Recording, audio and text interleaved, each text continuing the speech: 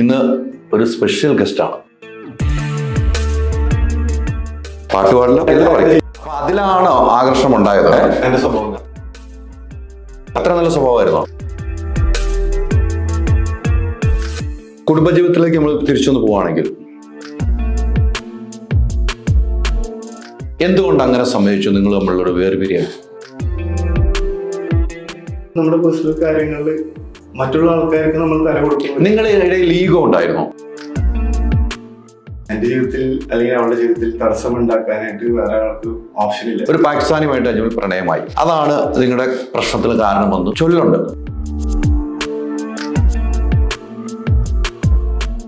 ഞാൻ എന്റെ ലൈഫ് വെച്ച് കളിക്കുന്നില്ല, ആരും കളിക്കാണ്ടിരുന്നത്. യോട് ഞാൻ ഒരു കാര്യം കൂടെ ചോദിക്കാം, പാകിസ്ഥാനി എന്നൊരു പെൺകുട്ടിയുമായിട്ട് പ്രണയമുണ്ടോ ഇല്ലയോ? എന്റെ ഒരു സ്പേസ്, ഞാൻ എവിടെ പോകുന്നു, ഞാൻ എന്ത് ചെയ്യുന്നു, അത് ചെയ്യുന്നു, ഇത് ചെയ്യുന്നു, എനിക്ക് ആൾക്കാരെ കൊണ്ട് പറയും. നമസ്കാരം. നമുക്കറിയാം മലയാളികൾക്ക് ഏറ്റവും ഇഷ്ടപ്പെട്ട ഒരു ഗസ്റ്റ്. ഞാൻ പേര് പറയുന്നില്ല, നിങ്ങളൊന്ന് കണ്ടു നോക്ക്. അജ്മൽ, ഹലോ. സുഖല്ലേ? കുറെ ആയി ഒന്ന് ഇങ്ങനെ ഇരിക്കണം എന്ന് ഓർത്തിട്ട്. സത്യം, ഓൺലൈനിൽ നമ്മൾ ഇന്റർവ്യൂ പോയിരുന്നു. അതെ അതെ, കഴിഞ്ഞ തവണ വന്നപ്പോ ഒന്ന് നോക്കി, അന്നും തിരക്കായിരുന്നു അല്ലേ? എന്തുണ്ട് വിശേഷമൊക്കെ? എങ്ങനെ പോകുന്നു കാര്യങ്ങൾ? അടിപൊളി. എവിടെ നോക്കിയാലും അജ്മൽ ഖാനേ ഉള്ളൂ. കഷ്ടപ്പാടാണോ? കഷ്ടപ്പെട്ട കൂടി നല്ല കിട്ടുള്ളൂ. ഒത്തിരി കഷ്ടപ്പെട്ടിട്ടുണ്ടോ ഇവിടം വരെ എത്താൻ? ഒരുപാട്. എങ്ങനെയായിരുന്നു ആ യാത്ര? യാത്ര എന്ന് വെച്ചാല്, ഞാൻ എഞ്ചിനീയറിംഗാണ് പഠിച്ചത്. പക്ഷെ എഞ്ചിനീയറിംഗിന് മുമ്പ് എൻ്റെ ഉപ്പ സാധാരണ ഒരു വീട്ടിലാണ്, ഞാനൊരു സാധാരണ കുടുംബത്തിൽ നിന്ന് വന്നതാണ്. പക്ഷെ എൻ്റെ പാഷൻ എന്ന് വെച്ചാൽ കുടുംബക്കാരെ ആദ്യം കാണിക്കാൻ വേണ്ടി കൂട്ടുകാരൊക്കെ പറയും അവർക്ക് എഞ്ചിനീയറാണ്. പക്ഷെ എനിക്ക് എഞ്ചിനീയറിംഗ് പഠിക്കാനുള്ള ഒരു ഓപ്ഷൻ എൻ്റെ വീട്ടിലുണ്ടായിരുന്നില്ല. പക്ഷെ ഞാൻ ഇത്താത്താനോട് ചോദിച്ചു, അപ്പൊ ഇത്താ നീ പഠിച്ചോ, നമുക്ക് ഉപ്പാനോട് എങ്ങനെയും പറഞ്ഞ് സെറ്റാക്കാം. അങ്ങനെയാണ് എഞ്ചിനീയറിംഗ്. ആരെ? കുടുംബക്കാരാണ്, ഞാൻ പഠിക്കുന്നില്ല. കുടുംബക്കാരെ കാണിക്കാൻ ലക്ഷ്യം അതായിരുന്നു. അതായത് ആദ്യത്തെ ലക്ഷ്യം ആ കുടുംബത്തില് ഒരു എഞ്ചിനീയറാണ്. ഞാൻ ഓക്കെ, കൂട്ടുകാരൊക്കെ പറഞ്ഞു ഞാൻ അവരോട് പഠിക്കാനായിട്ട് അവരോട് ജോയിൻ ചെയ്തു. ഐ വാസ് എൻ അത്ലറ്റ്, ഞാനൊരു അത്ലറ്റ് ആയിരുന്നു. അങ്ങനെ പഠിക്കാണ്ട് തന്നെ സീറ്റ് കിട്ടി തൃശ്ശൂര് പി.സി. തോമസിന്റെ അടുത്ത് തന്നെ ഒരു മോഡൽ ബോയ്സ് എന്ന് പറഞ്ഞ സ്കൂളിൽ. അങ്ങനെ സയൻസിൽ ജോയിൻ ചെയ്തു. അങ്ങനെ പഠിച്ചിട്ട് അവിടെ കയറി, എഞ്ചിനീയറിംഗിനായിട്ട് കയറി. കോപ്പി അടിച്ച് പാസ്സായി. കോപ്പി അടിച്ച്? പിന്നെ ആരും പിടിച്ചില്ലേ? ആരെയാണ് നോക്കി എഴുതിയത്? ഒരു തമിഴനാണ്, അജയ് എന്ന് പറഞ്ഞു. തമിഴൻ അജയുടെ പേപ്പർ നോക്കി അവിടെ അവന്റെ നോക്കി എഴുതി. അവൻ നന്നായിട്ട് പഠിക്കുന്ന ആളാന്ന് അറിയാമോ? അടുത്ത സീറ്റും കിട്ടി അല്ലേ? എക്സാമിന് അടുത്ത സീറ്റും കിട്ടി. അതായത് അജ്മലിനായതുകൊണ്ട് റോൾ നമ്പർ എപ്പോഴും 1, 2 അല്ലെങ്കിൽ 3 ആയിരിക്കും. എപ്പോഴും ഫ്രണ്ട് ബെഞ്ചിൽ ഇരിക്കണം. അപ്പൊ കോളേജിൽ പഠിക്കുമ്പോ 3ാമത്തെ റോൾ നമ്പർ. വീട്ടിൽ ഫ്രണ്ടിക്ക് എത്തിച്ചു നോക്കാനും പറ്റില്ല, അല്ലെങ്കിൽ വേറെ ഓപ്ഷൻ ഇല്ലേ? കാരണം അവരെ നോക്കി ഇതിലെല്ലാം ജയിക്കുള്ളൂ. എഞ്ചിനീയർ ആവുകയും ചെയ്യണം. ഫേമസ് അല്ല. ഏതാ എടുത്ത എഞ്ചിനീയറിംഗ്? ഏതാ എടുത്ത? മെക്കാനിക്കൽ. മെക്കല് അടിപൊളിയായിരുന്നു എന്ന് തോന്നുന്നു. അപ്പം അതെ. അപ്പൊ അതാണ് ഇൻസ്റ്റാഗ്രാമിൽ ഞാൻ വരുന്ന അടുത്ത കാര്യം. മെക്കുള്ളതുകൊണ്ട് ബെനിഫിറ്റ് എന്ന് വെച്ചാൽ എനിക്ക് 5 ഡിവിഷൻസ് ഉണ്ടായിരുന്നു. എന്റെ ക്ലാസ്സിൽ 7 പിള്ളേരുടെ. അപ്പോ ഞാൻ ആ സമയത്ത് ഫോട്ടോ ഇടുമ്പോ ഞാൻ ക്ലാസ്സിൽ പോകണം പഠിക്കാനില്ല. അതായത് ക്ലാസ്സിൽ 7 പിള്ളേരുടെ ഫോൺ മേടിച്ചിട്ട് ഞാൻ ഫേസ്ബുക്ക് ഡൗൺലോഡ് ചെയ്തിട്ട് അവർ ഫോൺ മേടിക്കും. ക്ലാസ്സിൽ നിന്ന് ഇറങ്ങുമ്പോഴത്തേക്ക് എനിക്ക് 7 ലൈക്ക് വേണം. ഞാൻ കാലത്തിൽ ഫോട്ടോ അപ്ലോഡ് ചെയ്തോ അവര് ഫോണൊക്കെ പിടിച്ച് ഞാൻ തന്നെ ലേക്ക് അടിക്കും. ചെയ്യാത്ത ആൾക്കാരെ ഞാൻ മെസ്സേജ് കളി അവർ ലേക്ക് അടിക്കും. അങ്ങനെ തുടങ്ങി പണി അല്ലേ? അത് ഏത് വർഷമായിരുന്നു? 2012. 2012. അവിടെ അപ്പോൾ നാട്ടിൽ വെച്ചുള്ള ഒരു കളികളാണ്. അതെ, നാട്ടിൽ വെച്ചുള്ള കളികൾ. നാട്ടിലെ കളികൾ പരാജയപ്പെട്ടു എന്ന് ഉറപ്പായപ്പോഴാണ് ഗൾഫിലേക്ക് കയറി? അത് നാട്ടിലെ കളികൾ വിജയിച്ചുകൊണ്ടിരിക്കുകയാണ് എന്നാ ഗൾഫിലേക്ക് കയറിയേക്കാന്ന് പോയിട്ട്? അങ്ങനെയല്ല. അതായത് പഠിച്ചു കഴിഞ്ഞാൽ ഇറങ്ങിയതിനു ശേഷം എന്റെ മനസ്സിൽ ലക്ഷ്യം എനിക്ക് 1 ലക്ഷം രൂപ ജോലിക്ക് സാലറി വേണം. പക്ഷെ പഠിക്കാനൊന്നും അറിയില്ല, പണി പഠിക്കൂല, ജയിക്കൂല, 1 ലക്ഷം രൂപ സാലറി വേണം എടുക്കാൻ. ജയിച്ചല്ലേ? കോപ്പി അടിച്ചല്ലോ. കോപ്പി അടിച്ചു. സ്വന്തം എഴുതിയാൽ ജയിക്കൂല്ലോ. ജയിച്ചു. അപ്പോ പക്ഷെ ലക്ഷ്യങ്ങൾ വലുതായതുകൊണ്ട് ഞാൻ ആഗ്രഹിച്ച ആദ്യം, അതായത് എന്റെ ഫ്രണ്ട്സും ഞാനൊക്കെ കൂടി ഹെൽസ് ചെയ്താൽ പോയി കാനഡ പോകാനായിട്ട്. പക്ഷെ എങ്ങനെ ഹെൽസ് ചെയ്തിട്ട് പാസ്സാവില്ല. ഇത് ഒരു കൊല്ലാതെ വേണ്ടി പോയി. ഞാൻ ഡൽഹിയിലാന്ന് പറഞ്ഞിട്ട് സ്റ്റോറി ഡൽഹിയില്ല. പക്ഷെ എല്ലാ ദിവസവും ബസ് കയറി പോകും അയൽസ്. 3 മാസമാണ് അയൽസിന്റെ സംഭവം. പക്ഷെ ആദ്യത്തിൽ പൊട്ടി, 2ാമത്തിൽ പൊട്ടി, 3ാമത്തിൽ കിട്ടണില്ല. ലാസ്റ്റ് ഉപ്പാനെ വിഷമിപ്പിക്കാന്ന് വെച്ചാൽ നേരെ പണിക്ക് കയറിയത് പോയി. അല്ല അപ്പൊ ഉപ്പ എന്ത് പറഞ്ഞു? ഉപ്പായ വിഷമിക്കാതെ നമ്മൾ ദുബായി പോകാന്ന് ഉപ്പായുടെ അടുത്ത് പറഞ്ഞു? ഇല്ല, ഞാൻ തന്നെ പറഞ്ഞു ഞാൻ പോകണം, ഞാൻ എന്തായാലും പണിയെടുക്കണം, പണിയെടുത്ത് ജീവിക്കാന്ന് പറഞ്ഞു ഉപ്പായുടെ അടുത്ത്. അപ്പൊ ഉപ്പ എന്താ പറഞ്ഞു?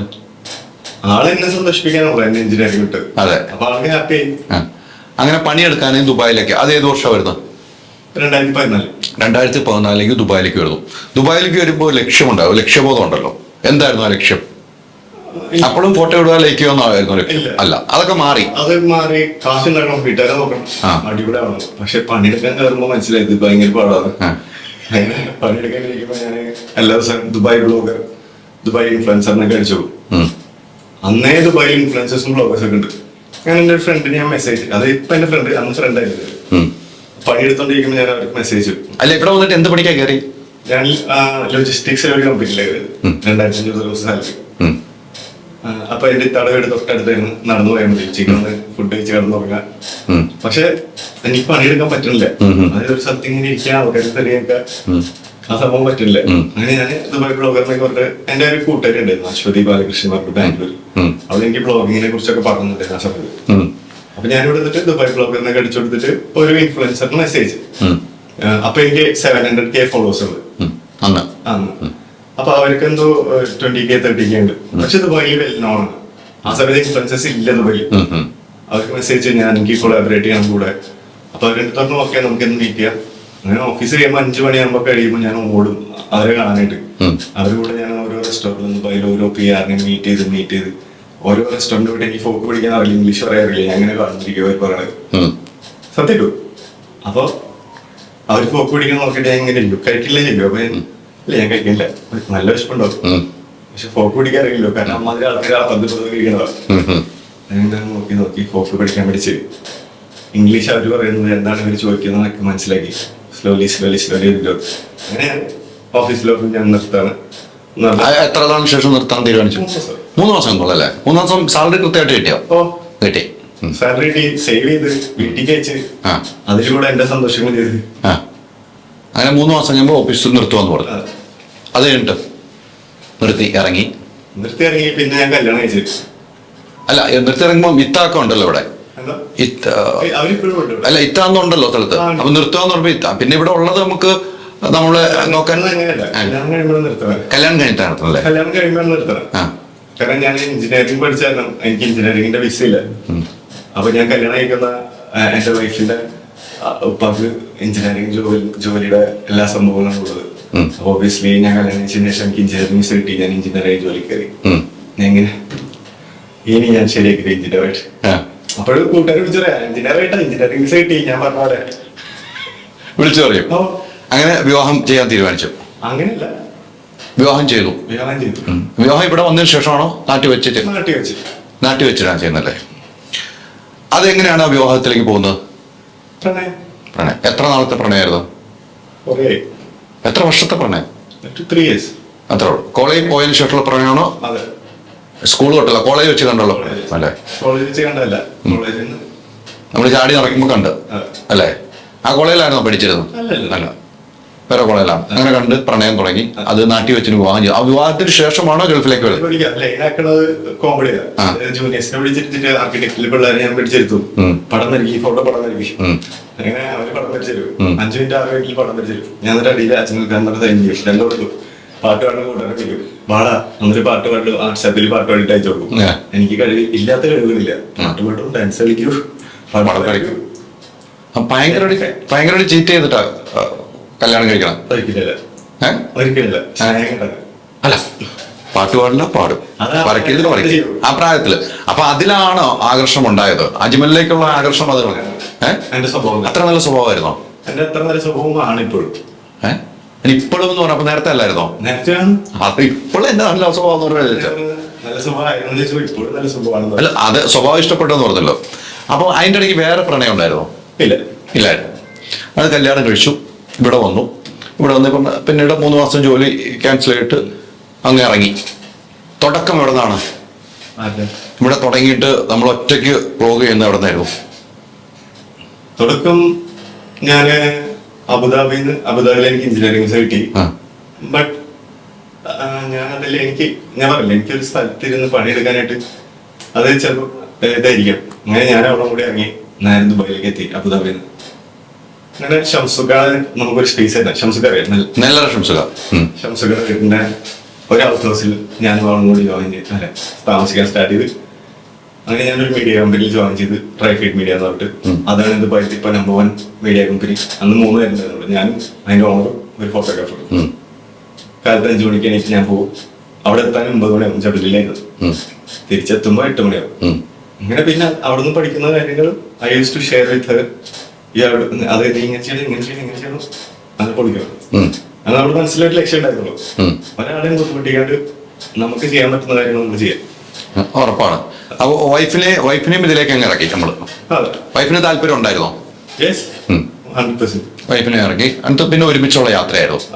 നമ്മൾ എത്തേണ്ട ലക്ഷ്യബോധത്തിലേക്ക് എത്തിയത് എത്ര വർഷത്തിന് ശേഷമാണ്? എന്റെ മനസ്സിൽ നോക്കുമ്പോ 1 ഇയറില് നമ്മുടെ ഗോളിലേക്ക് നമ്മൾ എത്തി. കാരണം അതായത് നമ്മുടെ പാഷൻ അനുസരിച്ചുള്ള സന്തോഷം നമുക്ക് കിട്ടി തുടങ്ങി. സന്തോഷം മാത്രമല്ല, നമ്മുടെ എഫോർട്ട് എടുക്കുന്നതിന് നമുക്ക് റിസൾട്ട് കിട്ടി തുടങ്ങി.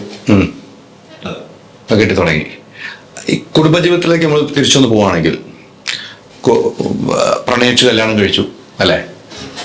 ഇപ്പോൾ അത് എവിടെ എത്തി നിൽക്കുന്നു എന്നുള്ള ചോദ്യം എല്ലാവർക്കും. നിങ്ങൾ ഇൻസ്റ്റാഗ്രാം കിട്ടാണ്.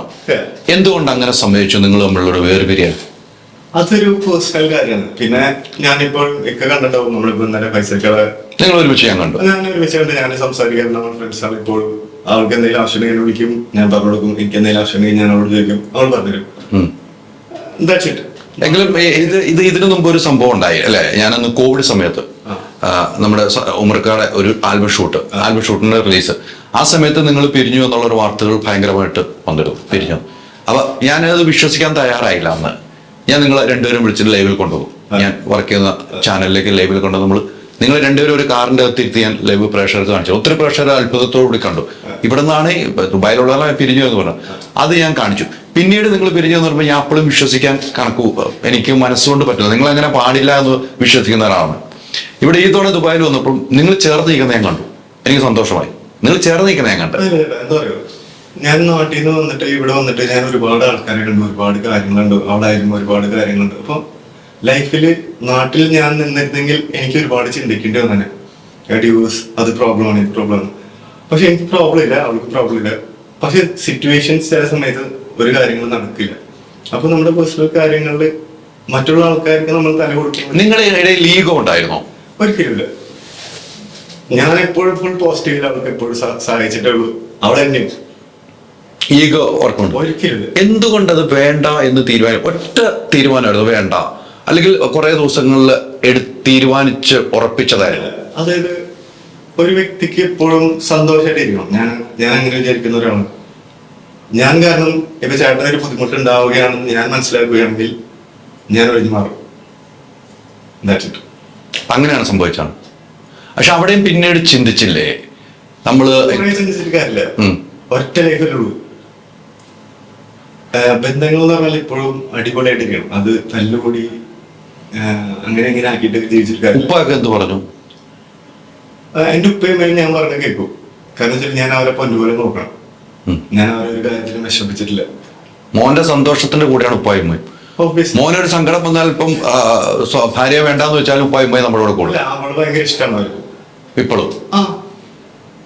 പക്ഷെ ഞാൻ അവര് മാറ്റല്ലേ. അതെ.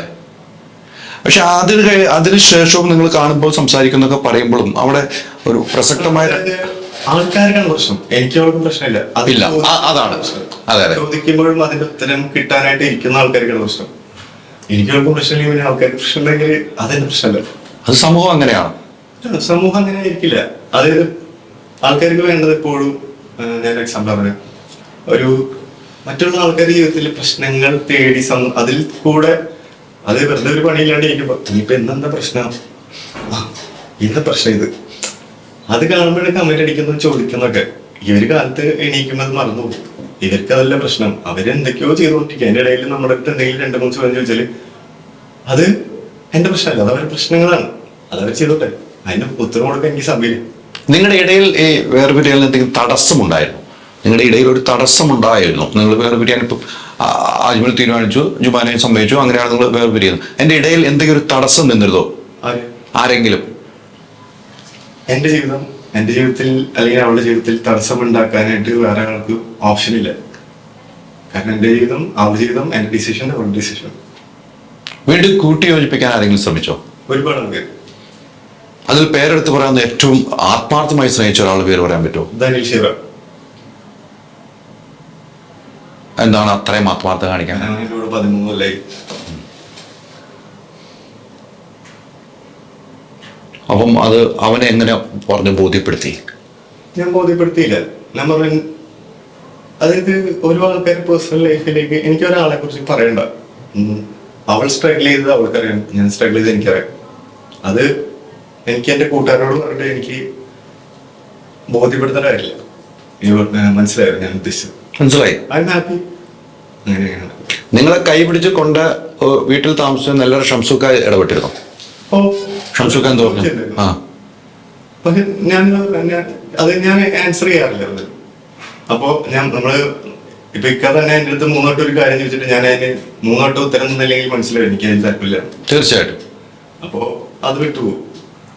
അങ്ങനെ ചോദ്യത്തിൽ നിന്നും ഒഴിഞ്ഞു മാറി. അല്ല, ഞാൻ ഉത്തരം കൊടുക്കല്ല. അത് ഷംസുക്കാർക്കോ അല്ലെങ്കിൽ വേറൊരു കൂട്ടുകാർക്കോ അല്ലെങ്കിൽ എന്റെ കൂട്ടുകാർക്കോ എന്റെ വീട്ടുകാരുടെ അടുത്തോ എനിക്ക് പറയേണ്ട ഒരു ആവശ്യമില്ല. കാരണം ഞാനാണ് ജീവിക്കുന്നത്, അവളാണ് ജീവിക്കുന്നത്. തീർച്ചയാണ്, അത് തീർച്ചയാണ്.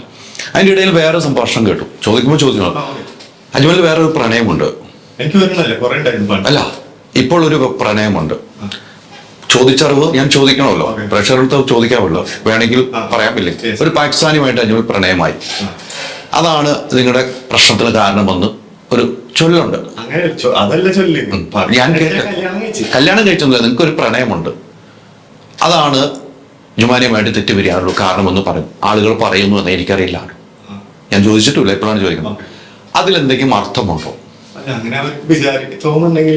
അല്ല, നമ്മുടെ സത്യസന്ധങ്ങൾ തുറന്നു പറയണം. അതിലെന്തെങ്കിലും അർത്ഥമുണ്ടോ? ഉണ്ടാകും. ഇല്ല എന്ന് നമ്മൾ പറയുന്നത്. ഇഷ്ടമാണ്, ഞാൻ അവളെ കല്യാണം കഴിക്കാൻ പോകും. തീരുമാനിച്ചുറപ്പിച്ചു.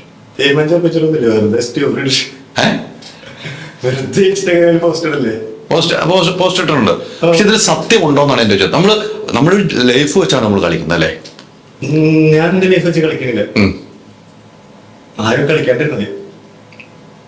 എന്റെ ലൈഫ് എനിക്ക് വിട്ടുതരും അല്ലേ? അതിലേക്ക് ആരും കയറി മാറാൻ പറഞ്ഞു. ഞാൻ പാകിസ്ഥാനിയോ അറബിയോ ആരെങ്കിലും ഞാൻ കല്യാണം കഴിച്ചോളാം. ഞാൻ കല്യാണം കഴിക്കും, ചിലപ്പോൾ കഴിക്കുന്നുണ്ടാവില്ല. ഈ പറഞ്ഞു നടന്നവരിൽ ഒന്നുമില്ലാതെ പറഞ്ഞു നടക്കില്ല എന്ന് നമ്മൾ വിശ്വസിക്കണം അല്ലെ? അങ്ങനല്ല. അതായത് ഇപ്പോ ഞാനൊരു പെണ്ണിന്റെ കൂടെ ഫോട്ടോ ഇട്ടാൽ അവൾ എന്റെ ഭാര്യ ആവണമെന്നില്ല, ഞാൻ അവളെ പ്രണയിക്കണമെന്നില്ല. ചിലപ്പോ അവളൊരു ഇൻഫ്ലുവൻസർ ആയിരിക്കാം. അതെ. അല്ലെങ്കിൽ ഞാനിപ്പോ ഈ കുട്ടീനെ ഫോട്ടോ ഇട്ടു, ഞാനൊന്നും ചില ഈ കുട്ടീനെ കല്യാണം കഴിച്ചതാവില്ലല്ലോ. ഒരിക്കലും ഇല്ല. അത് ചിന്തിക്കുന്നത് ആൾക്കാർക്ക് ഉത്തരം കൊടുക്കാൻ എനിക്ക് സമയമില്ല. ഒരു വ്യൂ ആണ് തെറ്റ്. അവരുടെ വ്യൂ ഇല്ല. ഞാൻ നേരത്തെ പറയല്ലേ, വെറുതെ ഇരിക്കുന്ന സമയത്ത് എന്തെങ്കിലും കാര്യങ്ങൾ പറയണ്ടേ? ആ വെറുതെ ഇരിക്കുന്ന സമയത്ത് എന്തെങ്കിലും പറയുമ്പോൾ ഉത്തരം കൊടുക്കാൻ ഞാൻ വെറുതെ ഇരിക്കല്ല. നമുക്ക് 100 വട്ടം പണിയുണ്ട്. 100 വട്ടം പണിയല്ല, രക്ഷപ്പെടാൻ വേണ്ടി ജീവിച്ചോണ്ടിരിക്കുക. ഇപ്പോഴും അതിന്റെ യാത്രയാണ്. നമ്മളിപ്പോഴും രക്ഷപ്പെട്ടിട്ടില്ല നമ്മൾ വിശ്വസിക്കുന്നത്. അതെ, ഒരിക്കലും ഒരാളെ രക്ഷപ്പെട്ടിട്ടില്ല. ജീവിതം ഇങ്ങനെ കിടക്കല്ലേ. ഉറപ്പാണ്. ലോട്ടറി കിട്ടിയാലും രക്ഷപ്പെടില്ലായോ. പിന്നെ അതിൽ നിന്ന് ഉണ്ടാക്കി സന്തോഷിച്ചിട്ട് നമ്മുടെ ലക്ഷ്യങ്ങൾ അവിടെ വരെ ലോട്ടറി കിട്ടിയിട്ട് ബാങ്കിൽ കിട്ടുക വെറുതെ എങ്ങനെ നടക്കില്ലല്ലോ. ഒരിക്കലും നടക്കില്ല. വീണ്ടും നമ്മൾ ലക്ഷ്യപഥത്തിലേക്ക് പോകണം. ഇവിടെ ഒക്കെ പറഞ്ഞു വെക്കുന്ന ഒരു പോയിന്റ് എനിക്കിപ്പോഴും വ്യക്തതയോടെ ഞാൻ ഒരു കാര്യം കൂടെ ചോദിക്കുകയാണ്. പാകിസ്ഥാനി എന്നൊരു പെൺകുട്ടിയുമായിട്ട് പ്രണയമുണ്ടോ ഇല്ലയോ എന്നുള്ളത് അറിയാവുന്ന പ്രണയമില്ല. ഒരു പാകിസ്ഥാനി പെൺകുട്ടിയായിട്ട് നമ്മളിപ്പോ ഈ പറഞ്ഞ ഫോട്ടോ ഒക്കെ ഷെയർ ചെയ്തു. അവിടെ നിന്ന് തുടങ്ങിയ ഒരു പ്രശ്നങ്ങളാണോ? അതിപ്പോ ഇട്ടല്ലേ, അത് 2 മാസം മുമ്പ് ഇട്ട ഫോട്ടോ അല്ലേ? അതിന് മുമ്പാണ് നിങ്ങൾ ഡൈവേഴ്സ് ആയത് അല്ലേ? അപ്പൊ അതിന് മുമ്പെങ്കിൽ പെണ്ണിനെ അറിയില്ല. അതിനുശേഷമാണ് ഈ പെൺകുട്ടിയെ അറിയാം. ഇത് സത്യസന്ധമായിട്ടാണ് പറയാവുന്നത്. നമ്മൾ നേരത്തെ പറഞ്ഞില്ല, അതിനുശേഷമായി പെൺകുട്ടിയെ അറിയാവും അല്ലെ? അതിനുശേഷമായി ഫോട്ടോ കിട്ടും. അതിന് മുമ്പ് ഈ പാകിസ്ഥാനി പെൺകുട്ടിയായിട്ട് യാതൊരു ബന്ധവുമില്ല, നമ്മൾ കണ്ടിട്ടുമില്ല. അല്ല, നമ്മൾ കണ്ടിട്ടില്ല, അതാണ് ബന്ധമല്ലോ. സോറി, പാകിസ്ഥാനി കുട്ടി എന്റെ ഫ്രണ്ടാണ്. ഞാൻ ആ കുട്ടിയോട് വീഡിയോ ഇടുന്നത്, അതായത് എനിക്ക് വീഡിയോ ഇടാനുള്ള അവകാശമുണ്ട്.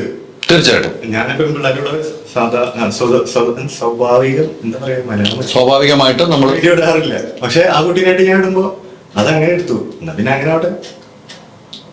ഈ നമ്മളെ കുറിച്ച് ഒരു ചോദ്യം ചിഹ്നത്തിൽ നിൽക്കുന്നത് ഇതായിരുന്നു എന്ന് വിശ്വസിച്ച് നമ്മൾ പൊക്കോട്ടെ. അവര് എന്നുദ്ദേശിച്ചു? എന്നുദ്ദേശിച്ചില്ല, ഞാനൊന്നും ഉദ്ദേശിച്ചിട്ടില്ല. ഞാൻ വെറുതെ വീഡിയോ ഇടുന്നത്, ഞാൻ ഒന്നും ഉദ്ദേശിക്കാനില്ല. എന്റെ അടുത്ത് എന്തെങ്കിലും ചോദിച്ചാൽ അതിന് ഉത്തരം തരുന്നില്ല. ഇനി ഒരു വിവാഹത്തെ കുറിച്ച് ചിന്തിക്കുന്നുണ്ടോ? കുറച്ചാൾ കഴിഞ്ഞിട്ട് വിവാഹം കഴിക്കും. ഓബിയസ്ലി കുട്ടികൾ വേണം, രണ്ടാമത്തോളത്ത്. തനി ഒരു മലയാളി പെൺകുട്ടിയെ നമ്മൾ കല്യാണം കഴിക്കുന്നേ? മലയാളി, ഞാൻ അതിന് മുമ്പ് ഒരു കാര്യം, ഞാൻ മലയാളി എന്ന് വെച്ചാൽ ഞാൻ വീട്ടിൽ ഉറുദു പറയാം, പട്ടാണിയാണ് ഉറുദു, മറ്റേ ഹൈദരാബാദി ഇത്. അപ്പൊ മേ ബി എന്റെ ഫാമിലി മെമ്പേഴ്സിൽ ആരെങ്കിലും ആയിരിക്കാം, അല്ലെങ്കിൽ പുറത്തുനിന്ന് ആരെങ്കിലും ആയിരിക്കാം. ഇപ്പൊ ഇത്രയും നാളെ ജീവിതത്തിൽ എനിക്ക് മനസ്സിലായത് കല്യാണം എന്ന് പറഞ്ഞ സംഭവം അത് വലിയൊരു സംഭവം. അത് നമുക്കൊരു സോൾമേറ്റ് വേണം. അതായത് നമ്മള് അത് ചെയ്താലും ഇത് ചെയ്താലും നമ്മളെ മനസ്സിലാക്കുന്ന, നമ്മുടെ കൂടെ നിൽക്കുന്ന, അങ്ങോട്ടും ഇങ്ങോട്ടും ഒരു പ്രശ്നങ്ങളും ഇല്ലാണ്ട്, പ്രത്യേകിച്ച് ഈ ജനറേഷനിൽ. പണ്ടത്തെ ജനറേഷനില്ല, പണ്ട് കത്തയക്കാറുണ്ട്. എന്റെ ഉമ്മക്ക് കത്തയക്കാറ് 6 മാസം 2 മാസം കഴിയുമ്പോൾ. ഇപ്പൊ കത്തയക്കൊന്നും വേണ്ട, വാട്സാപ്പിൽ ഓൺലൈൻ കണ്ടാ സീതാവും. അപ്പൊ ഈ ഒരു ജനറേഷനിൽ ഐ നീഡ് സമാധാനം. അവൾക്കും വേണ്ട സമാധാനമായിരിക്കാം, എനിക്ക് സമാധാനം. അപ്പൊ ഒരു സോൾമേറ്റിനെ കാണുകയാണെങ്കിൽ ട്രൈ നമ്മൾ കണ്ടെത്തുള്ളൂ. വീട്ടിൽ നിന്നും ആലോചിച്ചൊരു കല്യാണമായിട്ട് വിവാഹത്തിന് വന്നാലോ? വരില്ല. എന്തുകൊണ്ട് വരില്ല? കാരണം എന്റെ ഇഷ്ടങ്ങളിൽ അവര് വിശ്വസിക്കുന്നു. അല്ല, ഉപ്പാക്കും ഉമ്മാക്കും ഒരു ഇഷ്ടം ഉണ്ടാവും, എന്റെ മോനെ ഇനി വിവാഹം ചെയ്യുന്ന ഈ കുട്ടിയാണെങ്കിൽ എനിക്ക് സന്തോഷമാണെന്ന്. അപ്പൊ ഉപ്പാടെ സന്തോഷം നിറവേറ്റി കൊടുക്കണ്ട നമ്മള്? അങ്ങനെയല്ല, ഉപ്പാടെ സന്തോഷം നിറവേറ്റി കൊടുക്കണം. അങ്ങനെ ചിന്തിച്ചത് മനസ്സിൽ വെച്ചിട്ട് ഞാൻ ഉപ്പയാണ്, ഞാൻ ഇങ്ങനെ തന്നെ ചെയ്താൽ എന്റെ മോൻ അങ്ങനെ ആവണമെന്ന് ചിന്തിച്ചിരിക്കുമ്പോഴാണ് അത് പ്രഷർ വരുന്നത്. വീണ്ടും അത് കല്യാണം കഴിച്ച് വീണ്ടും പ്രോബ്ലത്തിലേക്ക് ആവും. എന്റെ സന്തോഷത്തിന് ഞാൻ കല്യാണം കഴിക്കും, ആരും ബുദ്ധിമുട്ടിക്കില്ല, ആരെയും ബുദ്ധിമുട്ടിക്കില്ല. എന്റെ സന്തോഷത്തിന് ഞാൻ കല്യാണം കഴിക്കും, കല്യാണം കഴിക്കുന്ന ആൾക്കും ബുദ്ധിമുട്ടില്ല.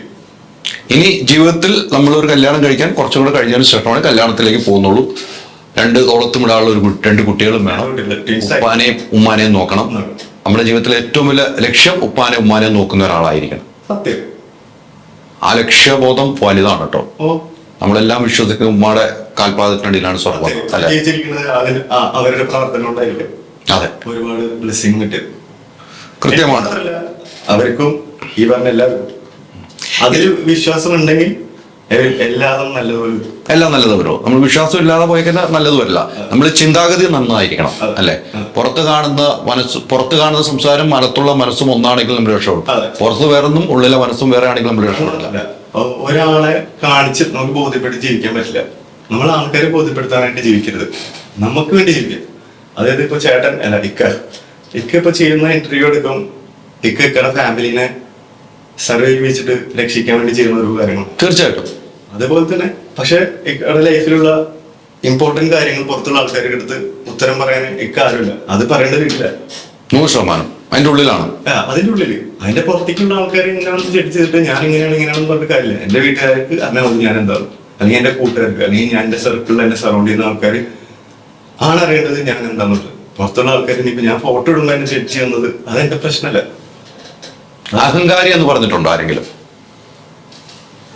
പണ്ട് പറയാം, പണ്ട് കുറെ പറഞ്ഞു. എനിക്ക് ഹേറ്റീസ് പേജ് ഉണ്ടായിരുന്നു, എന്റെ ഫോളോവേഴ്സിനായിട്ട് കൂടുതൽ എന്റെ ഹേറ്റീസ് പേജ് അജ്മൽ ഖാൻ ഹേറ്റീസ് 2015 ആ സമയത്ത്. അപ്പൊ ഞാൻ വിഷമമായിരുന്നു, ഞാൻ എന്ത് ചെയ്തിട്ടുള്ളത്. ഏറ്റവും കൂടുതൽ പൊട്ടിക്കറിഞ്ഞ നിമിഷം ഏതായിരിക്കും? ഒരുപാട്. എന്തിനായിരിക്കും അത്? ഒരുപാട് കാരണം നമുക്കൊരു സംഭവം ഓർത്ത് വെക്കാൻ പറ്റും ഏറ്റവും കൂടുതൽ. അങ്ങനെയല്ല അത്, പക്ഷെ ആൾക്കാരെ കാണിച്ചിട്ട് കരഞ്ഞിട്ടില്ല. അല്ല, നമ്മൾ അടച്ചിട്ട റൂമിലൊക്കെ അറിയും നമ്മള്, അല്ലെ? അത് ഭയങ്കര വിഷമം ഉണ്ടാവുമ്പോൾ അങ്ങനെ ഉണ്ടായ ഒരു സന്ദർഭം ഏതാണ്? എന്തുകൊണ്ടാണ് അത്രയും നമുക്കൊരു ഫീൽ ഉണ്ടായത്? അത് ഏതൊരു മനുഷ്യൻ ഒരു സമയത്ത് അത് വരും. അത് എനിക്ക് പറയാനായിട്ട് താല്പര്യമില്ല. തീർച്ചയായിട്ടും ആ കരച്ചിൽ നിന്ന് എനിക്ക് കിട്ടിയ സംഭവത്തില് മോട്ടിവേഷനാണ്. എനിക്ക് കിട്ടിയെന്ന് വെച്ചാല് അത് ഞാൻ ഒരുപാട് ആൾക്കാരെ കാണുമ്പോഴും ഞാൻ അവരിൽ നിന്ന് അവരുടെ പ്രശ്നങ്ങൾ സോൾവ് ആക്കാൻ ഞാൻ നിന്നിട്ട് പരമാവധി. പക്ഷെ അത് അവരെങ്ങനെ സർവൈവ് ചെയ്യുന്നു ആലോചിച്ചിട്ട് ഞാൻ എന്റെ ലൈഫിൽ അത് ഇൻക്ലൂഡ് ചെയ്യാറുണ്ട്. അതായത് എങ്ങനെയാ എനിക്ക് എന്റെ ലൈഫിൽ പ്രശ്നങ്ങൾ, ഇത് ചെറിയ പ്രശ്നം, ഇതിനെക്കാട്ടും വലിയ പ്രശ്നങ്ങൾ നിൽക്കുന്ന ആൾക്കാരുണ്ട്. അപ്പൊ ഞാൻ ആലോചിക്കും, ഓക്കെ നീ കാണോ, നീ ടെൻഷൻ അടിക്കില്ല, ഇതിനെക്കാട്ടും വലിയ പ്രശ്നങ്ങൾ നിൽക്കുന്ന ആൾക്കാർ നിന്റെ കുറച്ച് ഹെൽപ്പ് ചെയ്തിട്ട് നിനക്ക് ബ്ലെസ്സിങ് ഒന്നുണ്ട്. അത് എനിക്ക് കഴിവില്ല, എനിക്ക് നടക്കാനും സ്ലോ മോഷൻ നടക്കാൻ മാത്രമല്ല ഞാൻ ഫേമസ്. അഭിനയിക്കാൻ അറിയില്ല, ഒന്നും അറിയില്ല. പക്ഷെ എനിക്ക് തന്ന ബ്ലെസ്സിങ് ആണ്. അത് ഞാൻ പൊട്ടേതിൽ ഞാൻ യൂട്ടിലൈസ് ചെയ്തിട്ടില്ല. ഞാൻ ഒരാളുടെ അടുത്തേക്ക്, എന്റെ അടുത്തേക്ക് സ്നേഹം കാണിച്ചാൽ ഞാൻ സ്നേഹം കൊടുക്കും. അതാരാ ഇഷ്ടം. ദേഷ്യം വരുമ്പോ എന്ത് ചെയ്യും? ദേഷ്യം നല്ല രീതിയിൽ വരാറുണ്ട്. എന്താ ചെയ്യാ സമയത്ത്? അത് നമുക്ക് മറ്റുള്ളവരുടെ അടുത്ത് പ്രകടിപ്പിക്കാൻ പറ്റില്ലല്ലോ. ചിലപ്പോ നമുക്ക്, ഞാൻ ഈ നേരത്തെ പറഞ്ഞ അഖിൽശിവരാമയുടെ ഞാൻ ഏറ്റവും കൂടുതൽ തല്ലുകൂടില് ഏറ്റവും അടുത്ത സുഹൃത്ത് അദ്ദേഹം. എന്നും തരുന്നത്, എന്നും ചീത്തോളി, എന്നും ഇടിയത്.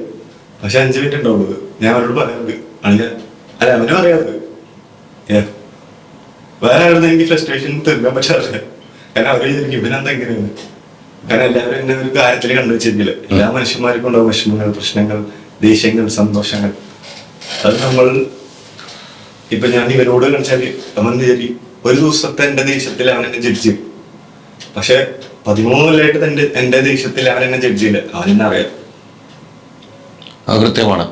ഏറ്റവും കൂടുതൽ സന്തോഷം കിട്ടുന്ന, നമ്മൾ സന്തോഷിക്കാൻ വേണ്ടി ആഗ്രഹിക്കുന്നുണ്ടല്ലോ അല്ലെ? ചില സമയത്ത് നമുക്ക് ഭയങ്കര സന്തോഷം വേണമെന്ന് ആഗ്രഹിക്കും. അങ്ങനെ ആഗ്രഹിക്കുന്ന സമയത്ത് സന്തോഷം കിട്ടിയിട്ടുണ്ടോ? ഞാൻ എപ്പോഴും സന്തോഷമാണ്. ഞാൻ എപ്പോഴും സന്തോഷത്തിന്റെ പിന്നാലെ മാത്രമേ പോകുള്ളൂ. ഞാൻ എപ്പോഴും ഹാപ്പിയാണ്. എനിക്ക് ഇനി വിഷമം വന്നാലും അതെനിക്ക് എഴുതി വെച്ചിട്ടുള്ളതാണ്, അതെനിക്ക് കിട്ടാനുള്ളതാണെന്ന് വിചാരിച്ചാൽ ഞാൻ സന്തോഷിക്കും. ജുമാനയിലുള്ള പോസിറ്റീവ് വശം എന്താണ്? Very hard working, very positive, she is very dedicated. അടിപൊളിയാണ്. നെഗറ്റീവ്? എനിക്ക് ഓർമ്മയില്ല. നാളും കൂടെ ജീവിച്ചല്ലേ? നെഗറ്റീവ് കുറെ ഇംഗ്ലീഷ് പറയും, മനസ്സിലാക്കി എനിക്ക് പണ്ട്. അത് കോമഡി ആയിട്ട് പറഞ്ഞാന്ന് എനിക്ക് മനസ്സിലായി. ഉള്ളി എന്ന് പറഞ്ഞല്ല ആൻസർ ഉള്ളി എന്ന് പറഞ്ഞല്ല. അതുകൊണ്ട് നമുക്ക് ഗ്യാസ് വരുമ്പോ ഒരു സൗണ്ട് ഉണ്ടാക്കില്ലേ, അപ്പൊ ഞാൻ ഒരു സൗണ്ട് ഇല്ലേ, ആ സൗണ്ട് വരുമ്പോ കാറിക്കുമ്പോ ഇവിടെ പറയും സോറി പറ. ഞാൻ ഇതിന് സോറി എന്തിനാ പറയുന്നത്, നാട്ടിലേ തോന്നുന്നത്. പിന്നെ അവൾ സോറി പറഞ്ഞു. ഇപ്പൊ ഞാൻ എല്ലാവരും സോറി സോറി സോറി സോറി എന്ന് പറഞ്ഞിട്ട് എല്ലാവരും ഇപ്പൊ സോറി പറയും. അല്ലെങ്കിൽ എല്ലാവരും ഇവിടെ ഇറക്കിയിട്ട് what are you doing, get out. അപ്പൊ ഞാൻ എന്തിന് you didn't say sorry. Okay അപ്പൊ സോറി. പിന്നെ ആ സോറി പഠിച്ചത് പാടായി, പക്ഷെ അത് നല്ലൊരു ക്വാളിറ്റി ആയിട്ട് എനിക്ക് തോന്നും. നിങ്ങൾ ഏറ്റവും കൂടുതൽ കലവും കൂടുന്നത് വണ്ടിയിൽ വെച്ചാണോ വീട്ടിൽ വെച്ചാണോ യാത്രയിലാണോ? നിങ്ങളുണ്ട് ജുമാനെ, നിങ്ങൾ യാത്ര ചെയ്യുമ്പോഴാണ് ഏറ്റവും കൂടുതൽ ദേഷ്യപ്പെട്ട് നടക്കുന്നത്, അത് വീട്ടിൽ കയറുമ്പോഴാണ്? അങ്ങനെ തല്ലുകൂടലില്ല. അല്ല, ദേഷ്യപ്പെടുന്നുണ്ടല്ലോ വണ്ടി ഓടിക്കുമ്പോ. വണ്ടി ഞാൻ വണ്ടി സ്പീഡിൽ ഓടിക്കും, ദേഷ്യം വേണ്ടില്ല. ഈ ഇത്രയും സംഭവങ്ങൾ പറഞ്ഞു വെക്കുമ്പോഴും നമ്മളിപ്പോഴും ഹാപ്പിയാണ്. എനിക്ക് അജ്മലിന്റെ മുമ്പ് ഇരിക്കുമ്പം ഞാൻ ഭയങ്കര ഹാപ്പിയാണ്. ഉള്ളിലെന്തോ ഒളിഞ്ഞു കിടക്കുന്നില്ല, എല്ലാം പുറത്തേക്ക് പറയുവാണ്. സന്തോഷത്തോടുകൂടിയാണ് ഇരിക്കുന്നത്. അതായത് എപ്പോഴും ആൾക്കാർ ചിന്തിക്കുന്ന ശരി, എല്ലാ ആൾക്കാരും ഓരോ ആൾക്കാർക്ക് എന്തോ ബാധ്യത ചെയ്ത് വെച്ച പോലെയാണ് മറ്റുള്ള. അതെ അതെ അതെ, നിങ്ങൾ നിറഞ്ഞ മനസ്സോടുകൂടി എന്റെ മുമ്പിൽ ഇരിക്കുന്നു. ഒരാൾക്ക് നമ്മൾ ബാധ്യത ചെയ്തിട്ടില്ല. അവര് നമ്മളെ കുറിച്ച് നെഗറ്റീവ് ചിന്തിക്കുന്നത് അത് അവരുടെ പ്രശ്നമാണ്. നമ്മൾ ഒരാൾക്ക് നെഗറ്റീവ് ചിന്തിക്കാണ്ടിരിക്കുക. എന്തിനാണ് വെറുതെ നെഗറ്റീവ്? ഇപ്പൊ ഞാൻ ഇക്ക ഇങ്ങനെയാണ് ഇക്ക ഇന്റർവ്യൂ ചെയ്ത് അങ്ങനെ ഞാൻ ചിന്തിച്ചുകൊണ്ടിരിക്കുമ്പോൾ എന്റെ സമയം പോകുക. ഞാൻ എന്താണ് ആളുകൾ നിന്നാല് ഇക്ക ഞാൻ എല്ലായിടത്തും ഒരേപോലെ. അല്ല അജ്മൽ ഖാൻ, എനിക്ക് മനസ്സിലായി ഇപ്പൊ ഇരുന്ന് ഇത്രയും സംസാരിക്കുന്നത് ഉള്ളിൽ ഹാപ്പിയാണ്, കാപട്യമല്ല മുഖമല്ല കാണിച്ചിരിക്കുന്നത് എന്ന് വിശ്വസിക്കുന്ന ഞാൻ ഒത്തിരി പേരെ കാണുന്നതാണ്. ഒരിക്കലും എനിക്ക് കാപട്യം കാണിച്ചിട്ട് എനിക്കൊന്നും കിട്ടാല്ല. ഞാൻ ദുബായി വന്നിട്ട് 3-4 ദിവസം നമ്മൾ അടുപ്പിച്ച് കാണുന്നുണ്ട്. ഈ ചിരിച്ച മുഖമല്ലാതെ വേറൊരു ഫീല് ഞാൻ കണ്ടിട്ടില്ല.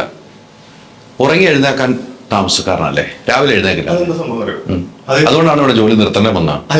അല്ലല്ല, അങ്ങനെയല്ല. ഞാൻ നേരത്തെ പറഞ്ഞു, ഞാൻ ജോലിക്ക് 5 മണിക്ക് എണീറ്റ് പോയതാണ്. പിന്നീട് എനിക്ക് ഈ ഇൻഫ്ലുവൻസർ എന്നുള്ള ജോലി കിട്ടുന്ന സമയത്ത്, അതായത് എനിക്ക് 2005 ദർമസിന് ഞാൻ ജോലിക്ക് കയറിയത്. അപ്പൊ ഇൻഫ്ലുവൻസർ ആയിരുന്ന സമയത്ത് എനിക്ക് ഒരു ഫോട്ടോ ഇടുമ്പോൾ ആ ഒരു മാസം ഞാൻ കഷ്ടപ്പെട്ട് കാലത്ത് എണീറ്റ് രാത്രി തിരിച്ചായിരുന്നു ഫുഡ് കഴിക്കുന്നു, ആൾക്കാരെ തെറിയേക്കുന്നതൊക്കെ എനിക്കൊരു ഫോട്ടോ ഇട്ടാ കിട്ടുന്നു. അപ്പൊ ഞാൻ വിചാരിച്ചു ഇതല്ലേ നല്ലത്. അങ്ങനെയാണ് ഞാൻ പണിയെടുത്തത്. അങ്ങനെ പണി നിർത്തിയതിനു ശേഷം പിന്നെ എനിക്കെന്ന് വെച്ചാൽ എനിക്ക് ചിലപ്പോൾ ഇന്ന് പണി ഉണ്ടാവില്ല, നാളെ ഉണ്ടാവില്ല, ചിലപ്പോൾ മറ്റന്നാളായിരിക്കും. അപ്പൊ ഞാൻ വിചാരിക്കും ഇന്നത്തെ പണി കഴിഞ്ഞില്ല, ഇനിയിപ്പോ 2 ദിവസം ഉറങ്ങിയാലും അത് ഞാൻ എന്റെ സ്പേസ് എടുക്കും. എപ്പോഴും സ്ട്രെസ്സും എല്ലാ ആൾക്കാർക്കും ഉണ്ടെങ്കിലും ഞാൻ എന്റെ സ്പേസ് എപ്പോഴും ഞാൻ ഫോൺ സ്വിച്ച് ഓഫ് ആക്കി വെച്ച് കിടന്നുറങ്ങും. കാരണം ആ സമയത്ത് എനിക്ക് എന്റെ സ്പേസ് വേണം. അതാരും ബുദ്ധിമുട്ടിക്കാനോ അല്ല, ആർക്കും ഉത്തരം കൊടുക്കാനുള്ള മടി കൊണ്ടോ അല്ല, അതെന്റെ സ്പേസ്, അത് ഞാൻ എടുത്തോട്ടെ. എന്തിനാണ് ഇടയ്ക്കിടയ്ക്ക് ഫോൺ നമ്പർ മാറ്റുന്നത്? ആ ഒരു ഫോൺ നമ്പർ, ഒരു ഫോൺ നമ്പർ ഉണ്ട്, ഞാൻ ആ സിം ഇടാണ്, ആ വാട്സാപ്പ് നമ്പർ ഉണ്ട് ജനറേഷൻ. ഫോൺ എടുക്കാൻ മടിയുണ്ടോ? ആരാണ് എപ്പോഴും കൂടെ ഉണ്ടാവുന്നത്? എന്റെ കൂടെ ഒരു 10-18 ആൾക്കാരുണ്ടാവാറുണ്ട് ഒരു സമയത്ത്. അതായത് ഒരു 2-3 months ആയിട്ട് ഞാനിപ്പോ ഒറ്റയ്ക്ക. എന്താ അവരെ മാറ്റി നിർത്തിയത്? എനിക്ക് എല്ലാവരും ഇഷ്ടമാണ്. ഞാൻ കാരണം ഉണ്ടല്ലോ. കാരണം അതായത് എനിക്ക് എന്റെ ഒരു സ്പേസ്, അതായത് ഞാൻ എവിടെ പോകുന്നു, ഞാൻ എന്ത് ചെയ്യുന്നു, അത് ചെയ്യുന്നു, ഇത് ചെയ്യുന്നു, എനിക്ക് ആൾക്കാരെ കൊണ്ട് പറയിപ്പിക്കുന്നു. അതായത് എന്റെ ഒരു സ്പേസ്, ആ സ്പേസിൽ സന്തോഷമായിട്ട് ഇരിക്കാൻ ഞാൻ ആഗ്രഹിക്കുന്നു. അവരെന്ത് വിളിച്ചാലും ഞാൻ ഓടി അറിയത്തു. എപ്പോഴും എല്ലാ ദിവസവും അവരെ കണ്ടിട്ട് കാര്യമില്ല. അത് എന്ന് വെച്ചാല് എനിക്ക് പണി അല്ലുള്ളത്. ഞാൻ ഇൻഫ്ലുവൻസർ ആയിട്ടാണ് വരുന്നത്. ഈ പറഞ്ഞ ആൾക്കാർക്ക് പണിയുണ്ട്. അപ്പൊ എനിക്കാന്ന് വെച്ചാൽ ഞാൻ എന്റെ ഒരു വർക്ക് കഴിഞ്ഞ് കഴിഞ്ഞാൽ ഞാൻ അവരെ വിളിക്കും, എവിടെയാ വാ. അങ്ങനെ ഞാൻ എല്ലാവരും അങ്ങനെ കൂടെ നടന്നത്. പിന്നെ ഞാൻ ആലോചിച്ചു അത് അവർക്കും മോശമായിരിക്കും. കാരണം വെച്ചാല് അവര് 1 month ജോലി ചെയ്ത് കഷ്ടപ്പെട്ട് നിൽക്കുന്ന സമയത്ത് ഞാൻ എന്റെ ഒരു ജോലി കഴിഞ്ഞിട്ട് ഞാൻ അവരെ ചില്ല് ചെയ്യാൻ കൊണ്ടുവന്ന് ചെയ്തു. കൂടെ നടന്നിട്ട് നമ്മളെ വിറ്റ് പൈസ ഉണ്ടാക്കിയ ആരെങ്കിലും ഉണ്ടോ, നമ്മൾ പോലും അറിയാതെ? പിന്നീട് അത് അറിഞ്ഞിട്ടുണ്ടോ? അങ്ങനെയില്ല. ഞാനായിട്ട് ഹെൽപ്പ് ചെയ്തിട്ട് അല്ലെങ്കിൽ എനിക്ക് തോന്നുന്ന കാര്യമല്ല. ഞാൻ എന്റെ കൂടെ നിൽക്കുന്ന എല്ലാവരെയും ഞാൻ മോട്ടിവേറ്റ് ചെയ്യാറുണ്ട്. എന്റെ കൂടെ നിൽക്കുന്ന ആൾക്കാരെ ഞാൻ അത് എങ്ങനെയും എന്റെ കൂടെ ഒരുമിച്ച് വരണം എന്നുള്ളൊരു ചിന്ത ഉള്ള മനുഷ്യനാണ്. അതിനെ പറ്റിച്ചൊന്നും എനിക്ക് തോന്നില്ല. കാരണം ഞാൻ എന്നെ പറ്റിച്ചിട്ടുണ്ടെങ്കിൽ ഞാൻ ചിന്തിക്കുന്നത് അത് അവനെ എഴുതി വെച്ചിട്ടുള്ളതാണ്. അതിൽ നിന്ന് അവന് കിട്ടുകയാണെങ്കിൽ അല്ലെങ്കിൽ ചിന്തിച്ചിട്ടുണ്ട് എന്ന് സംശയം വരുമ്പോൾ ആരോ പറ്റിച്ചിട്ടുണ്ട്. അതായത് എന്റെ ഒരു 2014 തൃശ്ശൂർ ജില്ലയിൽ ഞാൻ ജയിക്കുമ്പോൾ എനിക്കുണ്ടായിരുന്ന ചിന്ത ഡിഫറെന്റ് ആയിരുന്നു. ഞാൻ അതൊക്കെ ചിന്തിക്കും. പിന്നെ ഞാൻ ഇവിടെ എത്തുമ്പോൾ മനസ്സിലായി എല്ലാവർക്കും ഓരോ സാധനങ്ങൾ എഴുതി വെച്ചിട്ടുണ്ട്. അതിനപ്പുറം ഞാൻ ചിന്തിച്ചിട്ട് കാര്യമില്ല. അതെന്റെ വേസ്റ്റ് ഓഫ് ടൈമാണ്. ഫ്ലെക്സ് ബോർഡിന് വരെ നോക്കി കുറ്റം പറഞ്ഞിട്ട് ആരും കുറ്റം പറയാൻ കിട്ടാറ് ആ സമയം തന്നെ നാട്ടിലോട്ട് പോകും. പക്ഷെ ഇപ്പൊ ഞാൻ അത് എല്ലാം എഴുതി വെച്ചിട്ടുള്ള. ഞാൻ കാരണം ഒരാൾക്ക് എന്തെങ്കിലും ബെനിഫിറ്റ് ഉണ്ടെങ്കിൽ അത് എഴുതി വെച്ചിട്ടുള്ള. അത് അവന് കിട്ടുകയാണെങ്കിൽ അവൻ എന്റെ കഴിവും അവന്റെ ബ്ലെസ്സിങ്ങും എന്നിൽ നിന്ന് കിട്ടുന്നത്.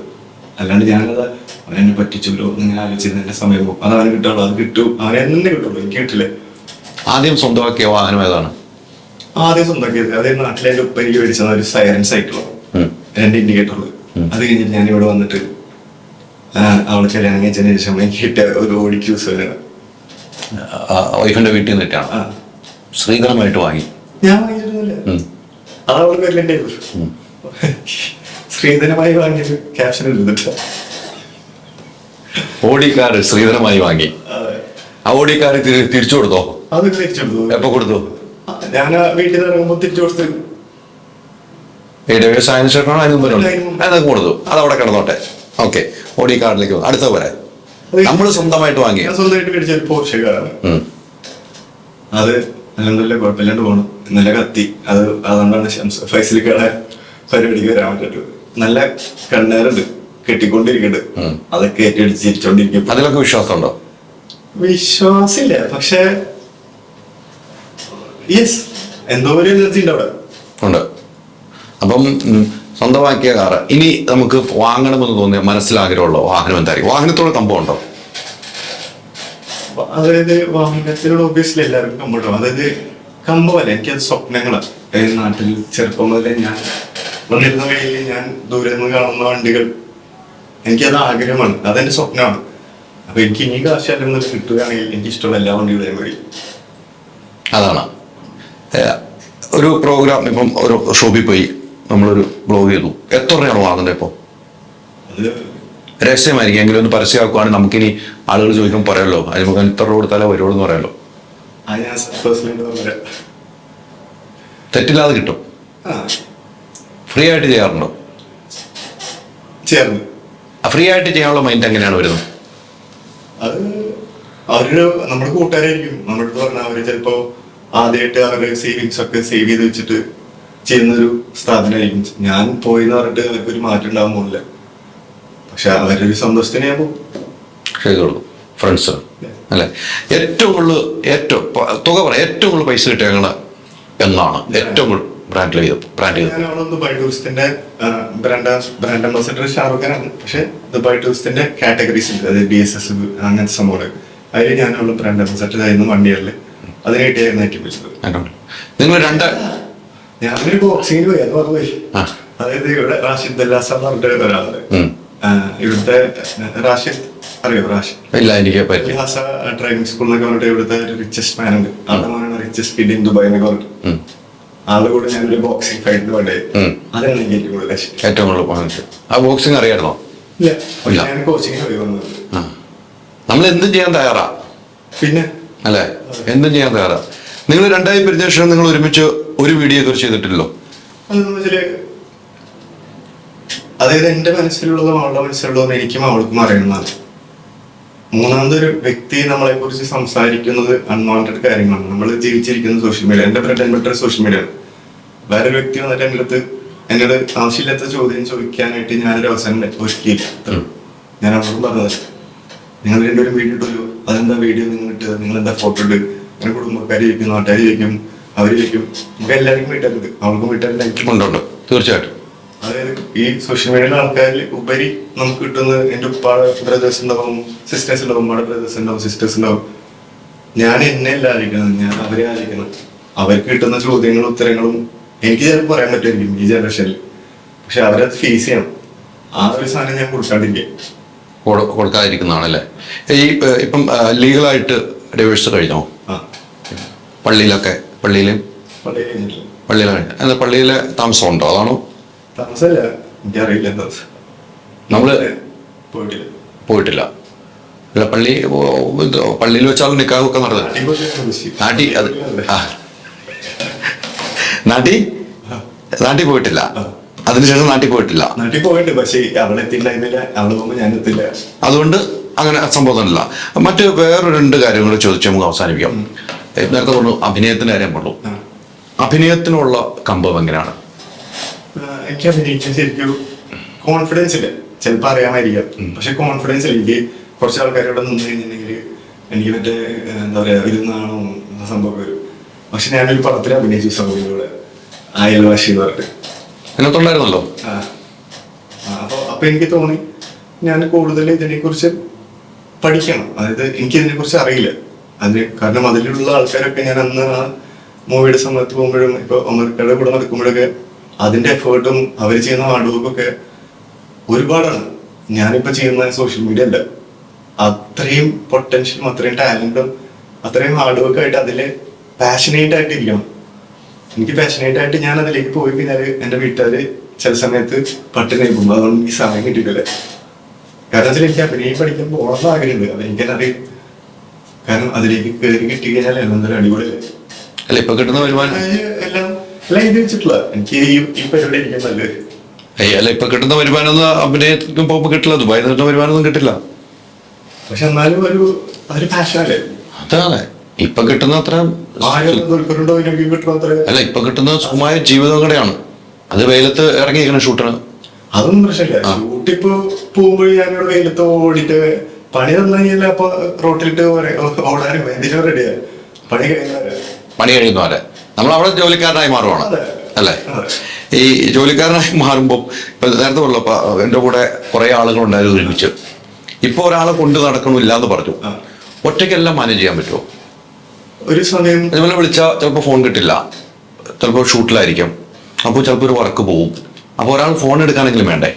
ഞാനിപ്പോ ഒരാളെ കൂടെ എടുത്തിട്ടുണ്ട്, ഫഹദ് എന്ന് പറഞ്ഞിട്ട് എന്റെ ഒരു വീഡിയോഗ്രാഫർ കം മാനേജറായിട്ട് ഞാൻ ഒരാളെ പേഴ്സണലായിട്ട് എടുത്തിട്ടുണ്ട്. അവനാണ് ഇപ്പൊ എന്റെ വീഡിയോസും എല്ലാ കാര്യങ്ങളും ചെയ്യുന്നത്. ഇപ്പൊ ഞാൻ ഇതിനെ കുറിച്ച് ചിന്തിച്ചത് അവനാണ് ഇപ്പോ എല്ലാം ചെയ്യുന്നത്. ഇവിടെ പ്രാഞ്ചേട്ടന്മാരുണ്ടോ? പ്രാഞ്ചേട്ടന്മാരല്ല, എല്ലാവരും അവരുടെ സന്തോഷം അവരുടെ ആഗ്രഹങ്ങളാണ് ചെയ്യുന്നത്. അതായത് എന്താ പറയാ, ഇപ്പൊ എനിക്ക് എന്റെ ആഗ്രഹം എന്ന് പറയില്ലേ കാർ മേടിക്കണം എന്നുള്ളത്. എല്ലാ ആൾക്കാർക്കും ഓരോന്ന് എഴുതി വെച്ചിട്ടുണ്ട്. ചില ആൾക്കാർ ബിസിനസ്മാൻ ആക്കും, അപ്പൊ അവർക്ക് കിട്ടാത്തതിൽ അസുഖമുള്ളവരോ അവർക്ക് കിട്ടാത്ത മറ്റൊരു അസുഖമുള്ളവരുണ്ടാവും. ഉണ്ടാവില്ല, അവർക്ക് കിട്ടാത്തത് കിട്ടാൻ വേണ്ടിട്ട് അവർ നടക്കുന്നു. ഇപ്പൊ എനിക്ക് കിട്ടാത്ത കാറാണ്, ഞാൻ കിട്ടാൻ വേണ്ടി നടക്കുന്നത്. ചിലപ്പോ അവർക്ക് കിട്ടാത്ത ഫെയിം ആയിരിക്കില്ല, അപ്പൊ അവർ ഫെയിമിന് വേണ്ടി നടക്കുന്നു. അത് ട്രാൻജേട്ടല്ല, അത് ഓരോ ആഗ്രഹങ്ങളാണ്. നമ്മളത് കുറ്റം പറയുമ്പോഴാണ് ട്രാൻജേട്ടനായി മാറുന്നത്, പൊട്ടനായി മാറുന്നത്, ആക്രാന്തനായി മാറുന്നത്. നമ്മൾ പറയുമ്പോൾ അതൊക്കെ ഓരോ ആഗ്രഹങ്ങളാണ്, ആഗ്രഹങ്ങൾ മാത്രമാണ്. നേരത്തെ പറഞ്ഞ ഏറ്റവും കൂടുതൽ പണം കിട്ടിയ സമയം ഏറ്റവും വലിയ ഗിഫ്റ്റ് കിട്ടിയത് എവിടെന്നാണ്? ഏറ്റവും വലിയ ഗിഫ്റ്റ് കിട്ടിയത് ഓർമ്മയില്ല. ഒത്തിരി കിട്ടിയോണ്ട് ഓർമ്മയില്ലാത്താണോ? അല്ല, ഞാനങ്ങനെ ഗിഫ്റ്റിനോട് അങ്ങനെ ചിലപ്പോൾ ഒരു ഗിഫ്റ്റ് തരുമല്ലോ നമുക്ക്. ആദ്യകാലത്തൊക്കെ കൂടുതൽ ഗിഫ്റ്റുകളൊക്കെ ആയിരിക്കും തരുന്നത്, പൈസക്കപ്പുറത്തെ ഗിഫ്റ്റുകളായിരിക്കും തരുന്നത്. എന്റെ 21ാമത്തെ വയസ്സിൽ ഒരാൾ എനിക്ക് ഗിഫ്റ്റ് തന്നിട്ടായി. 21 വയസ്സായതുകൊണ്ട് ആണോ? വന്നിട്ട് തൃശ്ശൂർ. ആൺകുട്ടിയോ പെൺകുട്ടിയോ? പെൺകുട്ടി. ആ പെൺകുട്ടി ഇപ്പൊ കാണാറുണ്ടോ? ഇല്ല.